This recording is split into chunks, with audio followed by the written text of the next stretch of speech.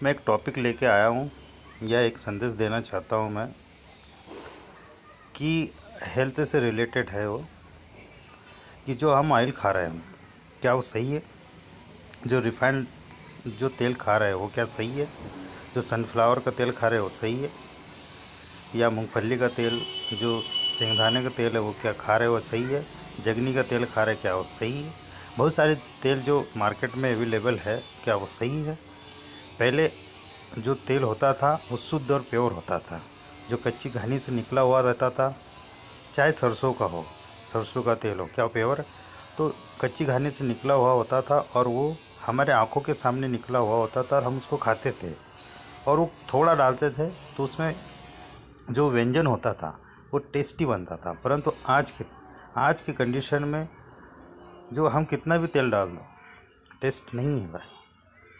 हर एक चीज़ों का एक हाइब्रिड टाइप से देखा जाए और ऑयल जो है एक तरीके से स्लो पॉइजन है। इसीलिए ऑयल जो है उसको कम मात्रा में उपयोग करना चाहिए। हमारे पास एक्चुअली टाइम नहीं है, इसलिए हम ये सब फैक्ट्री और रेडीमेड चीज़ों का उपयोग कर रहे हैं। इसीलिए हमारी गवर्नमेंट हो चाहे सरकारी विभाग हो, कोई भी चीज़ों पर ध्यान नहीं दिया जाता है, क्योंकि हमारे यहाँ के सरकारी विभाग के लोग थोड़ी थोड़ी चीज़ों में बिक जाते हैं, क्योंकि भ्रष्टाचार हमारे देश में बहुत अधिक है। इस बात को आपको भी पता है। इसलिए जो ऑयल है उस ऑयल के बारे में सोचिए कि हम क्या वो ऑयल जो खा रहे हैं वो सही है। यदि सही है, आपके नज़र में सही है तो आप खाइए, यदि नहीं है तो अब इस बात पर ध्यान दीजिए, क्योंकि आंखों के सामने, मेरे आंखों के सामने दो से तीन चार लोगों का हार्ट अटैक आ चुका है। ज़्यादा उम्र के लोग नहीं हैं, कोई 25 साल, 30 साल, 45 साल, 55 साल के करीब के लोगों को हार्ट अटैक आ रहा है।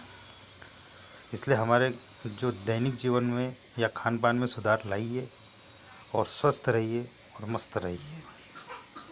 ज़्यादा उम्र के लोग नहीं हैं, कोई 25 साल, 30 साल, 45 साल, 55 साल के करीब के लोगों को हार्ट अटैक आ रहा है। इसलिए हमारे जो दैनिक जीवन में या खान पान में सुधार लाइए और स्वस्थ रहिए और मस्त रहिए।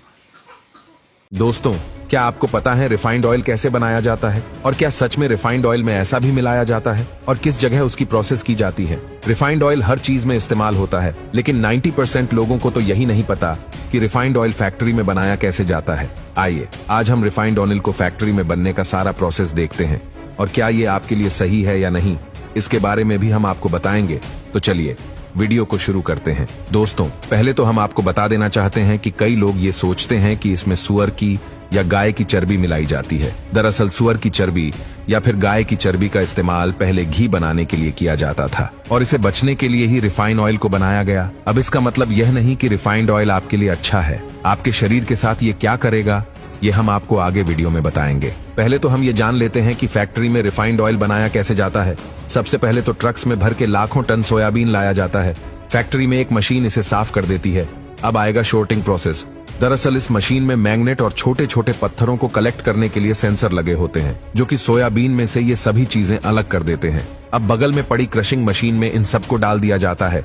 क्रशिंग मशीन सोयाबीन को 2 टुकड़ों में तोड़कर उसे उसके बीज से अलग कर देती है। दोस्तों, अब यही सोयाबीन को एक बॉयलर में डालकर उबालने के लिए छोड़ दिया जाता है। सोयाबीन के उबालने से उसके बैक्टीरिया भी साथ में खत्म हो जाते हैं। इसके बाद एक कन्वेयर बेल्ट से लिक्विड को गुजारा जाता है और ये पहुंच जाता है मैकेनिकल ऑयल प्रेसिंग मशीन में। यहाँ पर जो खराब पानी होगा वो अलग हो जाएगा और जो काम का होगा उसे दबा दबाकर प्रेसिंग मशीन से तेल निकाल लिया जाएगा। अभी हम इसे रिफाइंड ऑयल नहीं कह सकते, दरअसल इसे अभी हम गोल्ड प्रेस ऑयल कहेंगे, जो कि मार्केट में बहुत महंगा बिकता है। अब इसे रिफाइंड बनाने के लिए पहले तो 400 डिग्री के तापमान पर उबाला जाता है और फिर इसमें कई सारे एडिबल केमिकल डाले जाएंगे। दोस्तों, यह केमिकल मिक्स करने के बाद फिर से इसे 600 डिग्री पर गर्म किया जाएगा और उसके बाद जो निकलेगा उसे हम रिफाइंड कहेंगे। और इसके बाद जैसा कि आपको पता है कि रिफाइंड को केन और डिब्बों में पैक कर दिया जाएगा। आप देख सकते हैं कि कैसे 5-5 सेकंड में ही एक पूरी बोतल फैक्ट्री में भरी जा रही है। इसके बाद इसकी ब्रांडिंग वगैरह करी जाती है और ये स्लो पॉइजन मार्केट में बिकने के लिए तैयार हैं। और हमने इसे स्लो पॉइजन इसलिए कहा क्योंकि जो केमिकल से रिफाइंड बनाने के लिए इस्तेमाल किया जाते हैं वो शरीर को अंदर से ही धीरे धीरे कमजोर बनाता है कई बार तो इसे बनाने के लिए एक खास तरह के साबुन का इस्तेमाल भी किया जाता है, जो कि हमारी सेहत के लिए भी बिल्कुल ठीक नहीं है। इसके अलावा जब रिफाइंड ऑयल की कई कंपनी के प्रोडक्ट को चेक किया गया तो आधे से ज्यादा कंपनी का रिफाइंड ऑयल सेहत के लिए बिल्कुल भी ठीक नहीं था, क्योंकि वो लोग इसमें से चिपचिपापन और स्मेल को निकालने के लिए केमिकल का इस्तेमाल करते थे।